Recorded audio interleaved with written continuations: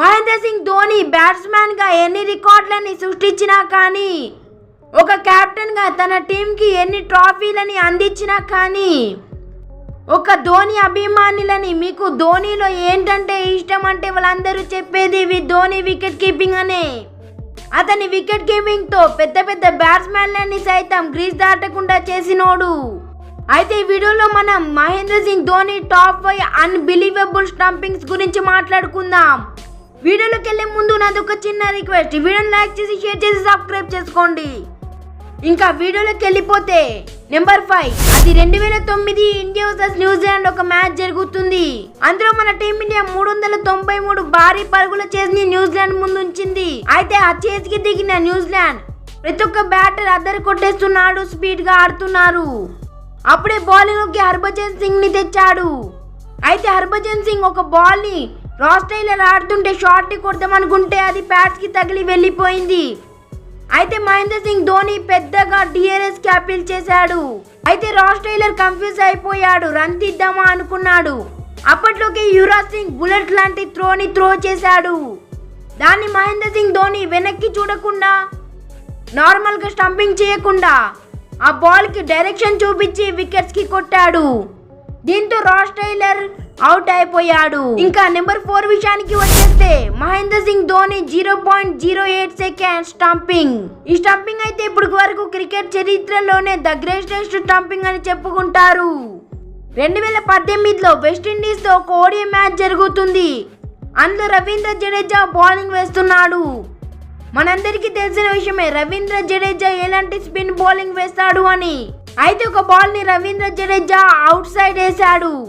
దాన్ని కొట్టబోయి ఒక West Indies batter grease బయటికి వచ్చాడు. అంతే, ఇంకా ధోని దాన్ని కలెక్ట్ చేసుకొని స్టంప్స్ కి ఫాస్ట్ గా కొట్టేశాడు. నార్మల్ గా ఒక పర్సన్ ఐస్ బ్లింకింగ్ టైం వచ్చేస్తే 0.1 సెకండ్.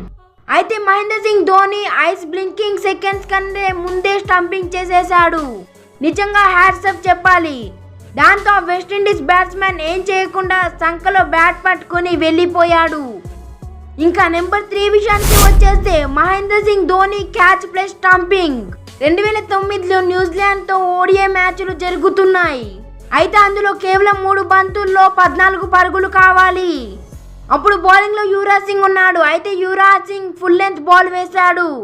అయితే దాన్ని కొట్టబోయాడు జాకో ఓరామ్. కానీ ఆ బాల్ ప్యాడ్స్ కి తగిలిందా లేకపోతే బ్యాట్ కి తగిలిందా అని తెలియలేదు. అయితే ఆ బాల్ ని మహేంద్ర సింగ్ ధోని క్యాచ్ పట్టుకున్నాడు. అలాగే వికెట్స్ కి కూడా కొట్టాడు. ఎందుకంటే ఒకవేళ అది బ్యాట్ కి టచ్ అవ్వకపోతే స్టంపింగ్ అవుట్ అవుతాడు అని. దాంతో దాని తర్వాత ఎంపైర్ చెక్ చేసిన తర్వాత అది బ్యాట్ కి తగిలింది అని తెలిసింది. అలాగే అవుట్ కూడా అయ్యాడు. ఒకవేళ అది బ్యాట్ కి తగలకపోయినా కానీ అవుట్ అయ్యేవాడు. ఎందుకంటే మహేంద్ర సింగ్ ధోని స్టంప్స్ కి కూడా కొట్టాడు కాబట్టి. దీన్ని చూసిన తర్వాత మహేంద్ర సింగ్ ధోనిని మాస్టర్ మైండ్ అని ఎందుకంటారో తెలుస్తుంది కదా.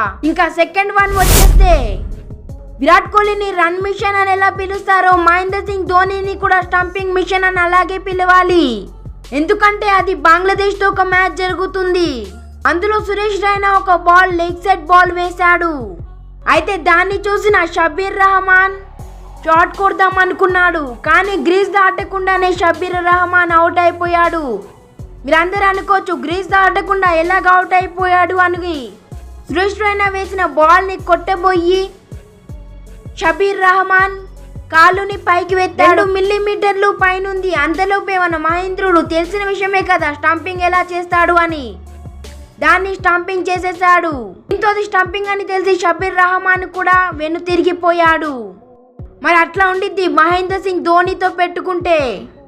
ఇంకా నెంబర్ 1 విషయానికి వచ్చేస్తే మళ్ళీ మరొకసారి రాస్ టైలరే ధోని దగ్గర బలైపోయాడు.